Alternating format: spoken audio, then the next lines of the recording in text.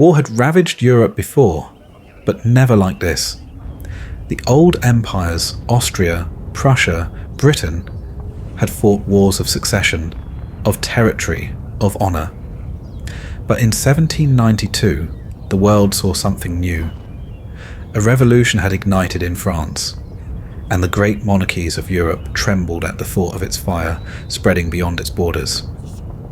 What began as a war against a rebellious republic would soon spiral into a struggle for the very future of Europe.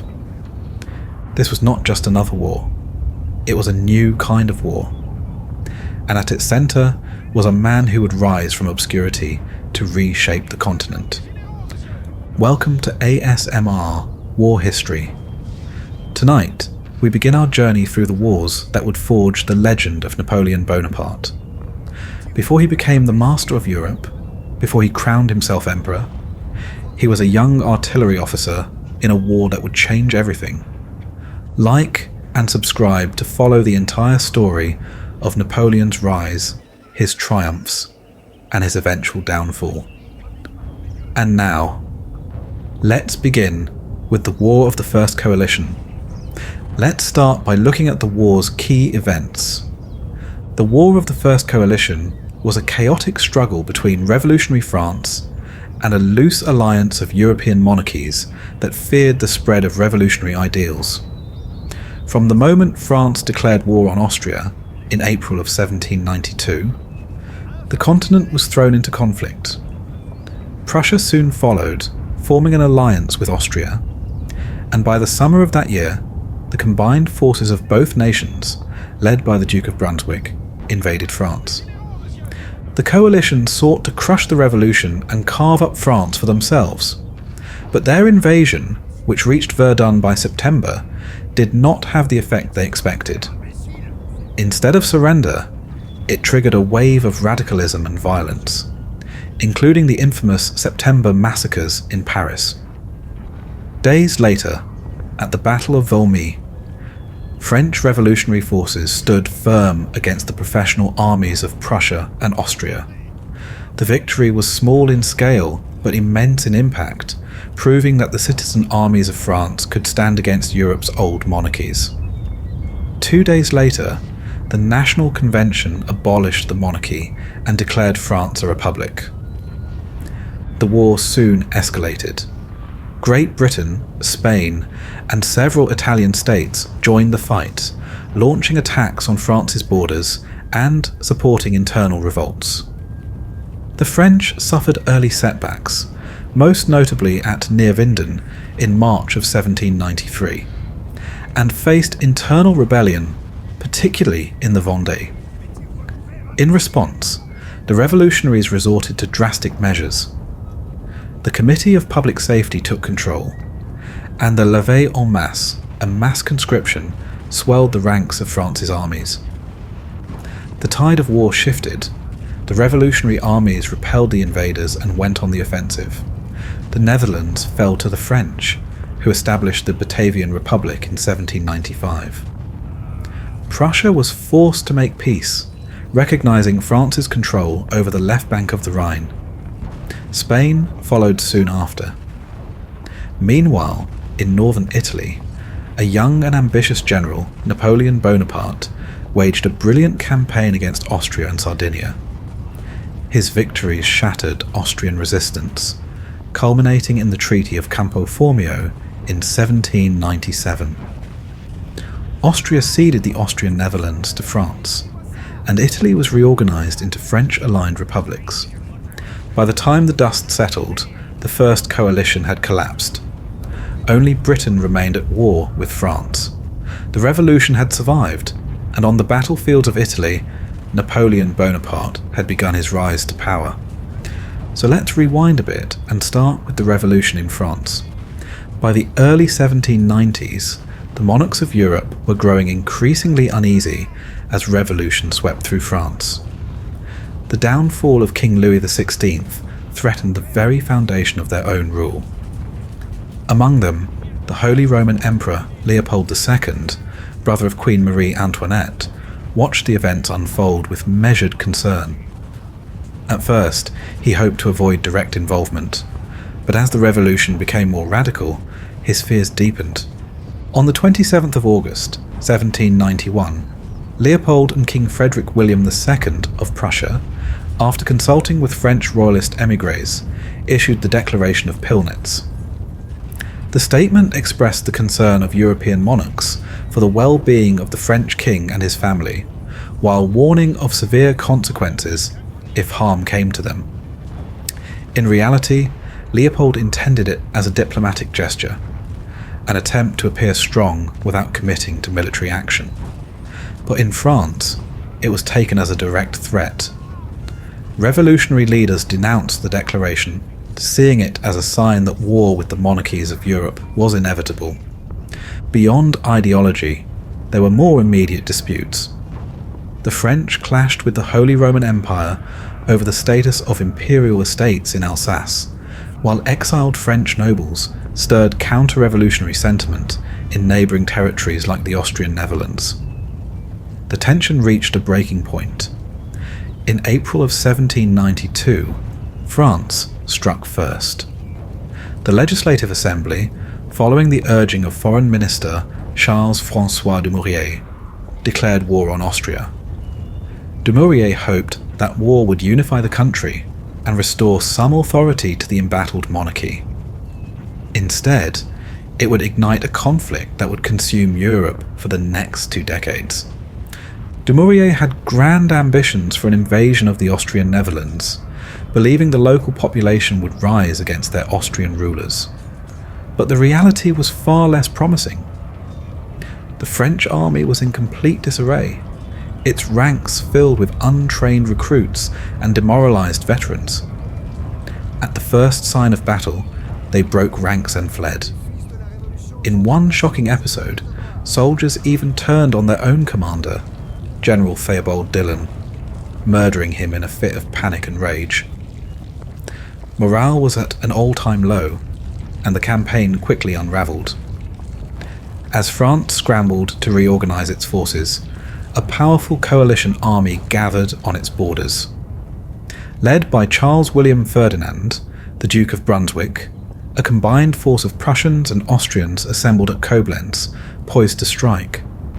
In July of 1792, they launched their invasion. Then, on the 25th of July, Brunswick issued a declaration that would only serve to inflame revolutionary resistance. Written with the influence of Louis XVI's exiled brothers, it threatened death to any Frenchman who resisted and warned of total destruction if harm came to the king. Rather than intimidating the revolutionaries, it had the opposite effect. Outraged, the people of Paris rose up. On the 10th of August, they stormed the Tuileries Palace, overthrowing the monarchy. With the king deposed, all attention turned to the invading army. On the 19th of August, Brunswick's forces crossed into France with little resistance. The fortresses of Longwy and Verdun fell in quick succession. The road to Paris was open, but on the 20th of September, at the Battle of Valmy, the French revolutionaries finally stood their ground. Under the leadership of Generals Dumouriez and Kellermann, they held firm. Their artillery, now highly disciplined, proved devastating. The battle itself was inconclusive, but it marked a turning point. French morale soared. The Prussians, facing a prolonged and costly campaign, reconsidered their options. A decision was made: they would retreat. As the Prussians fell back, the French took the fight elsewhere. In the south, they seized the Duchy of Savoy and the County of Nice. In Germany, General Custine launched an offensive, capturing the cities of Speyer, Worms and Mainz along the Rhine, pushing as far as Frankfurt. And in the Austrian Netherlands, Dumouriez took the initiative once more.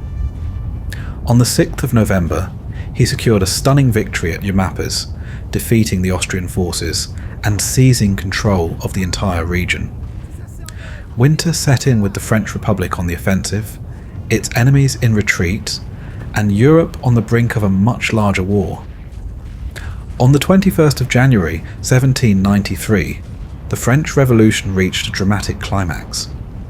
King Louis XVI, the very symbol of monarchy, was led to the guillotine and executed after a trial that condemned him as an enemy of the people. The shockwaves of this act spread far beyond France. Across Europe, kings and emperors who had once viewed the revolution with caution now saw it as an existential threat. One by one, the monarchies of Spain, Naples and Sicily and the Netherlands declared war against the new French Republic. On the 1st of February, France responded by declaring war on Britain and the Netherlands, and soon after, against Spain as well. By March, the Holy Roman Empire joined the fight, followed by Portugal, Naples, and the Grand Duchy of Tuscany. The first coalition had been formed, a grand alliance of Europe's old order, determined to crush the revolution before it spread further. Faced with enemies on all sides, France did something no nation had attempted before. It called upon the entire population to defend the revolution. The new policy of levée en masse, mass conscription, saw hundreds of thousands of men drafted into the army. Unlike the professional forces of other European powers, these new citizen soldiers would fight not just for pay, but for the very survival of their country and their ideals. France remained on the offensive, pushing into enemy territory to secure supplies and resources needed to sustain its massive armies. Meanwhile, across the Atlantic, revolutionary France sought an ally in the newly formed United States. The French sent Citizen Genet to convince the Americans to join the war, but President George Washington had no interest in entangling his young nation in a European conflict. In 1793, Washington issued a proclamation of neutrality, warning that any American aiding France or its enemies would face legal consequences. Despite their mounting enemies, the French forces soon proved their strength on the battlefield. In March, they suffered a setback at the Battle of Neapolitan, but they quickly recovered. By the end of the year, they had secured twin victories at the battles of Wattignies and Wissembourg, pushing back Austrian forces. The British, too, found themselves struggling. In September, their land forces were defeated at the Battle of Hochschutter. The following year, 1794, marked a turning point. Revolutionary France surged forward. At the Battle of Fleurus, French forces delivered a crushing blow to the combined armies of the coalition. This victory secured control over the Austrian Netherlands and the Rhineland, sending Austria into retreat.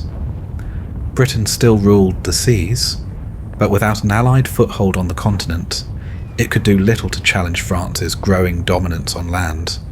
Prussia, too, found itself unable to sustain the war, and by the end of the year, quietly withdrew from the conflict. To the south, in Spain, French forces launched successful invasions into Catalonia and Navarre, pressing deep into enemy territory. The war also spread to France's overseas territories. In the West Indies, British forces seized Martinique, St. Lucia, and Guadeloupe, aiming to cut off France's colonial wealth. But their success was short-lived. Later that year, a French fleet arrived, striking back and recapturing Guadeloupe, driving the British out. By the start of 1795, the War of the First Coalition was beginning to unravel. In a bold winter offensive, French forces surged into the Austrian Netherlands and seized control of the Dutch Republic. The once proud maritime power collapsed almost overnight, and in its place, the Batavian Republic was established, a French puppet state, firmly under the influence of the revolutionary government. One by one, France's enemies began to fall away. Prussia, exhausted and unwilling to continue the fight, withdrew entirely. On the 5th of April, King Frederick William II signed the Peace of Basel, officially recognizing France's hold over the left bank of the Rhine.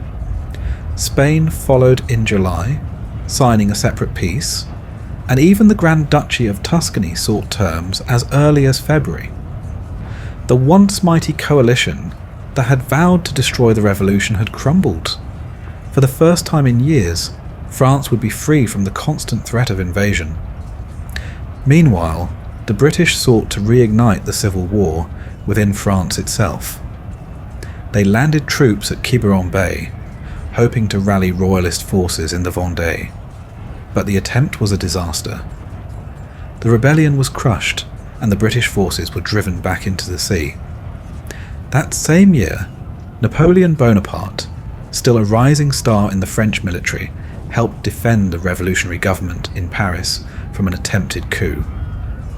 It was his ruthless efficiency, his famous whiff of grape shot, that secured the capital and helped establish the Directory, the new ruling body of France.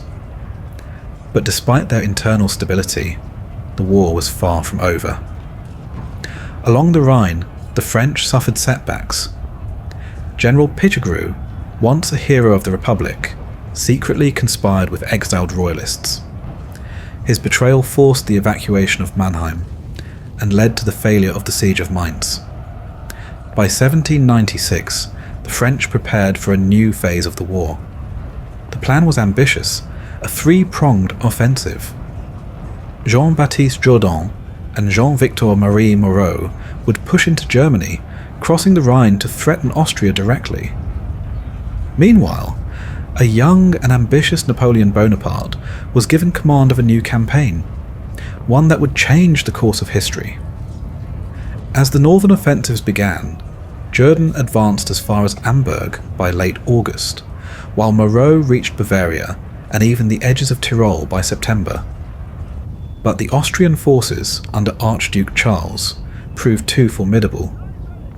One by one, the French armies were beaten back, forced to retreat across the Rhine.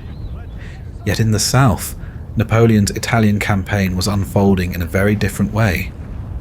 In the Montenotte campaign, he struck hard and fast, separating the armies of Sardinia and Austria, then crushing them one by one. Sardinia was forced into peace, and Napoleon surged forward, capturing Milan and besieging Mantua. He faced 3 Austrian relief armies, one after another. They were thrown back in defeat.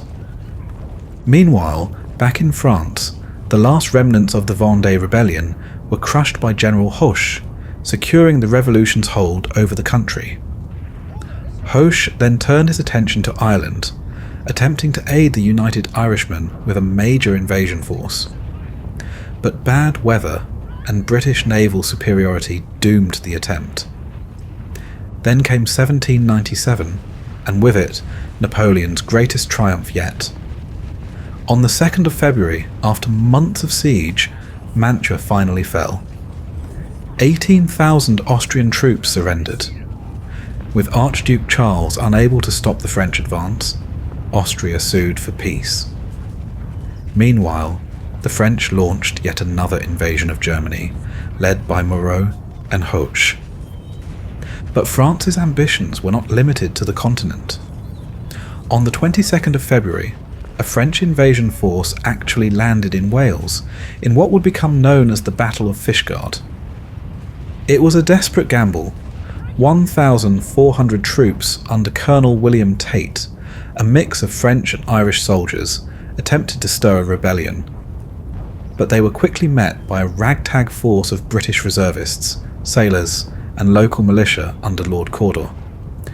By the 24th of February, after brief clashes, Tate and his men surrendered unconditionally. This would be the only battle of the Revolutionary Wars fought on British soil. Despite this failed attempt, France's dominance was now undeniable. In October, Austria officially surrendered. The Treaty of Campo Formio reshaped the map of Europe. Belgium was officially ceded to France, the Rhineland was firmly under French control, and much of northern Italy was now ruled by French-backed republics. Even the ancient Republic of Venice, once a mighty power, was carved up, partitioned between France and Austria. With that, the War of the First Coalition came to an end. Only Great Britain remained, isolated and alone, still refusing to make peace. But across Europe, the monarchies were watching with growing fear. France was no longer just a revolutionary state. It was an expansionist empire in all but name. The map of Europe had been rewritten, and Napoleon Bonaparte, still in his 20s, had already proven himself to be a military genius. This brings us to the War of the Second Coalition. For nearly a year and a half, from October 1797 to March 1799, France and Austria maintained a fragile peace, bound by the Treaty of Campo Formio. But beneath the surface, distrust simmered. France demanded more territory, pressing for lands not mentioned in the treaty, while Austria resisted even the concessions it had agreed to. The Congress of Rastatt, meant to oversee the territorial adjustments, proved ineffective, bogged down in disputes and delays. Meanwhile, in Switzerland, French-backed revolutionaries overthrew the government in Bern, establishing the Helvetic Republic in yet another expansion of revolutionary influence. Tensions escalated further in the summer of 1798, when Napoleon Bonaparte embarked on his audacious Egyptian campaign. On his way, he arrived at the heavily fortified port of Valletta, the capital of Hospitaller Malta. The island, ruled by Grand Master Ferdinand von Hompesch zu Bolheim, attempted to enforce its neutrality, allowing only 2 French ships at a time into the harbour.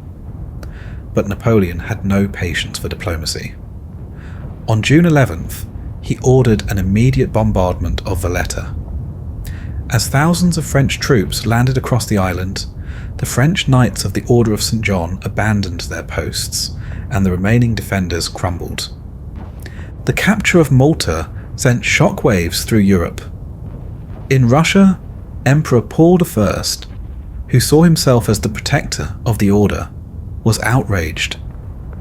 In Vienna, the Austrian court saw it as further proof that France could not be trusted. Even in Naples and Britain, talk of war grew louder. And in Paris, the leaders of the French Directory became convinced that Austria and its allies were already plotting a new campaign against them.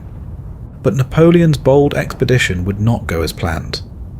Trapped in Egypt, his army faced disease, famine, and relentless attacks.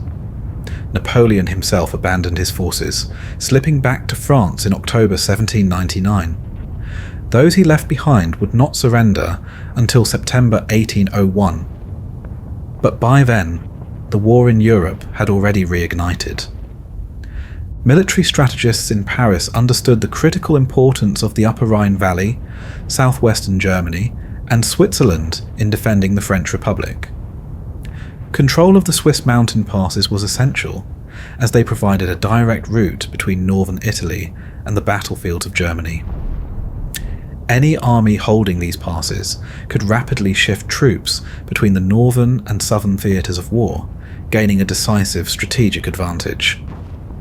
In early November 1798, Marshal Jean-Baptiste Jourdan arrived in Hüningen to take command of the Army of Observation, whose role was to monitor and secure France's eastern border along the Rhine.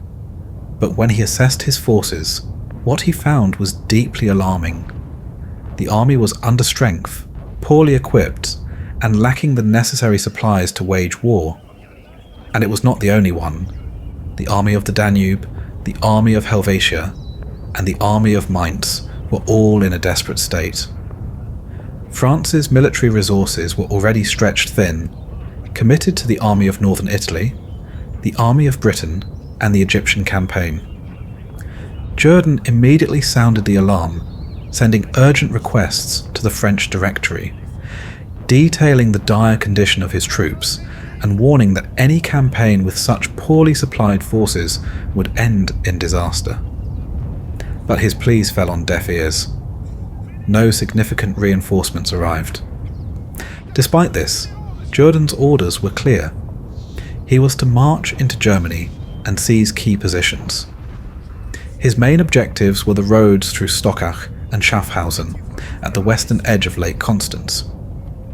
Meanwhile, General André Masséna, commanding the army of Helvetia, was to secure control of Switzerland, focusing on the vital St. Gotthard Pass, the high-altitude passes near Feldkirch, and key strongholds around Zurich and Winterthur. Holding these positions would block the movements of the Second Coalition's forces between northern Italy and Germany, while ensuring that French armies could manoeuvre freely between the two theatres. Finally, the Army of Mainz would sweep north, securing the Upper Rhine and cutting off access to Vienna from Britain and the northern provinces. If successful, the French would control all major western roads leading into Austria, effectively placing Vienna within striking distance. But even with brilliant strategy, poor logistics could doom any campaign. And as Jourdan's exhausted and undersupplied forces prepared to march, the fate of France's Eastern Front hung in the balance. The formation of the Second Coalition was not an immediate or coordinated effort. It took months of diplomatic manoeuvring before the alliance was finalised. The first to act was the Kingdom of Naples, which aligned itself with Austria on May 19th, 1798, and later with Russia on November 29th. However, Britain and Austria struggled to formalise their own alliance. British Prime Minister William Pitt and Austrian State Chancellor Johann Thugut attempted to persuade Prussia to join, but Prussia refused, having abandoned the First Coalition as early as April 1795. Even negotiations between Britain and Austria stalled, as Austria demanded financial aid to cover its outstanding war debts. Britain, reluctant to commit more money, refused to offer a formal subsidy. With no official treaty binding them, Britain and Austria resorted to ad hoc military cooperation instead. Meanwhile, Russia expanded its alliances, joining with the Ottoman Empire on December 23rd and signing an agreement with Great Britain on December 26th. Russian forces immediately launched attacks against the French-held Ionian Islands, further escalating the conflict. By December 1st, Naples had also signed alliances with both Russia and Britain, making its position in the coming war clear.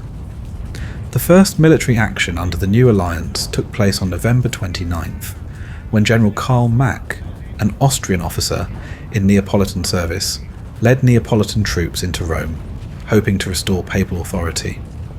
But this was no carefully planned campaign. It was driven by personal ambition and reckless political influence. King Ferdinand of Naples was pressured into action by his Austrian wife, Queen Maria Carolina, the sister of Marie Antoinette. He was further influenced by British Admiral Horatio Nelson, who was acting through his secret lover, Emma, Lady Hamilton, the wife of the British ambassador to Naples. But their gamble ended in disaster. The Neapolitan army, poorly equipped and led without strategic insight, was swiftly defeated outside Rome and forced into a chaotic retreat. The French pursued them south, and on January 23rd, Naples itself fell to the French. King Ferdinand and his closest allies barely had time to escape. Under the protection of British warships, he fled across the sea to Sicily, leaving his kingdom in French hands. The Second Coalition had barely begun, and already one of its members had suffered a humiliating defeat. In 1799, the Second Coalition launched several offensives against France, targeting Italy, Switzerland, and the Netherlands. At first, Russian General Alexander Suvorov achieved a string of victories in Italy, pushing the French back into the Alps. But the coalition's success was short-lived. In the Netherlands, the Anglo-Russian invasion ended in failure after the defeat at Castricum, forcing a retreat.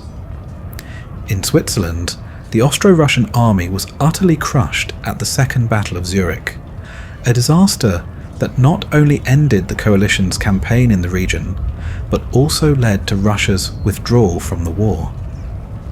The final blow to the alliance came when Britain's insistence on searching shipping in the Baltic angered Tsar Paul of Russia, prompting him to abandon the coalition entirely.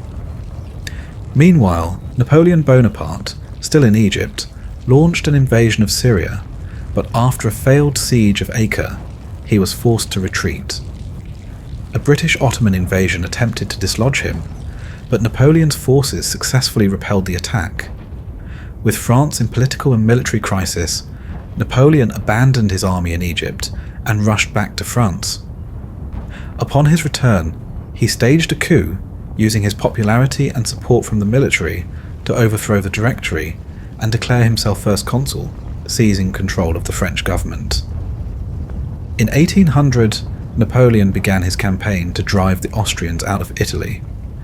He personally raised a new army at Dijon, marching through Switzerland to outflank the Austrian forces in the Po Valley. His counterpart, General Jean Moreau, was sent into Germany to confront Austrian forces in Bavaria. Moreau's offensive was devastating.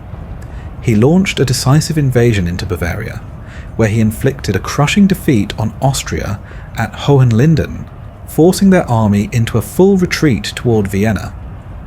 With the Austrians unable to stop him, the Austrian government sued for peace, leading to the Armistice of Steyr on December 25th. Meanwhile, in Italy, Napoleon crossed the Great St. Bernard Pass, leading his army through the treacherous Alpine route to surprise the Austrian forces in northern Italy. After a fierce battle at Marengo, Napoleon's initial attack faltered and his army fell back. But with reinforcements arriving just in time, the French counterattacked, smashing through the Austrian flank with a cavalry charge. The Austrians, unable to hold their ground, retreated, and Napoleon secured Piedmont, Liguria, and Lombardy, effectively reconquering Italy for France. In 1801, Austria, now on the brink of collapse, signed the Armistice of Treviso on January 16th, effectively ending the war in northern Italy.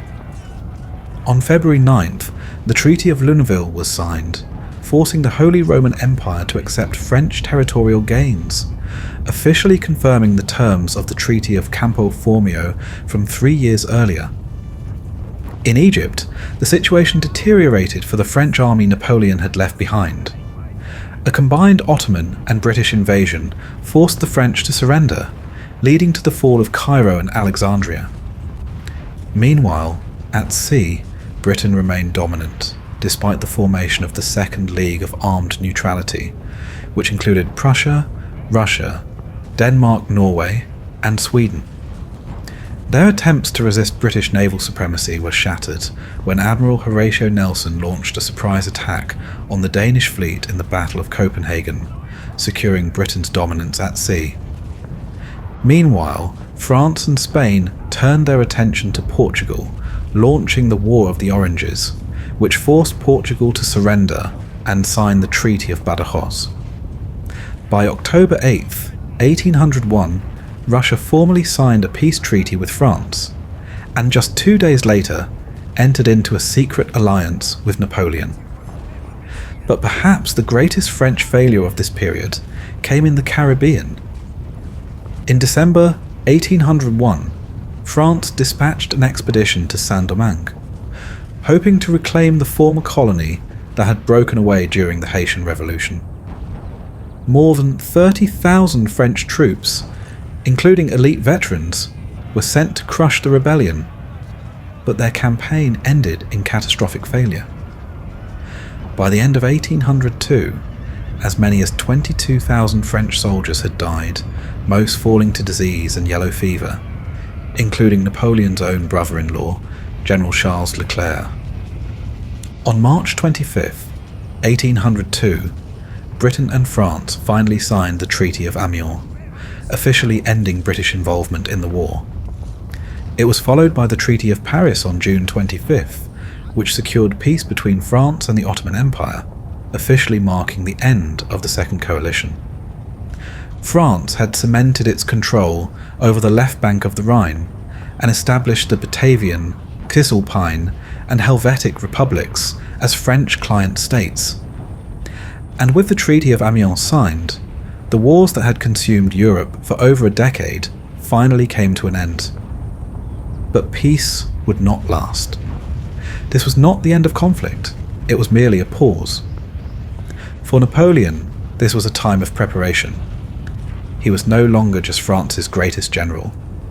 He was now its ruler. As first consul and soon emperor, he consolidated power, reorganized the government, and rebuilt France's military and economy. But his ambitions stretched far beyond France's borders. Britain still stood defiant, and Napoleon saw their vast naval dominance as the final obstacle to his vision of a French-led Europe. Meanwhile, in Austria and Russia, the monarchs watched with growing unease. Napoleon's territorial expansion in Italy, Germany, and the Netherlands left them fearing that the Peace of Amiens was nothing more than a French ploy for time. Across Europe, old rivalries remained unresolved, and new alliances began to form in secret. By 1803, the fragile peace shattered. Britain, seeing Napoleon's continued expansion as a direct threat, declared war on France, reigniting the flames of war. Austria, Russia, Sweden, and Naples soon joined, forming the Third Coalition, an alliance determined to finally stop Napoleon before his power became unstoppable. This war would be unlike anything before it. This was no longer a conflict between revolutionary France and the old monarchies. This was now Napoleon's war. His vision, his ambition, his empire against all of Europe. The War of the Third Coalition would officially mark the beginning of the Napoleonic Wars, and soon the greatest battles of the era would be fought, from Ulm to Austerlitz, Trafalgar to Jena, as Napoleon's grip on Europe tightened. The world would never be the same, and that brings us to the end of our journey through the origins of the Napoleonic Wars. Before diving into the War of the Third Coalition, it was important to set the stage, to see how the fires of revolution and ambition reshaped Europe, leading to the wars that would define an era. If you enjoyed this, please consider leaving a like and subscribing for more ASMR war history. It truly helps the channel grow. And as always, sleep well, my friends.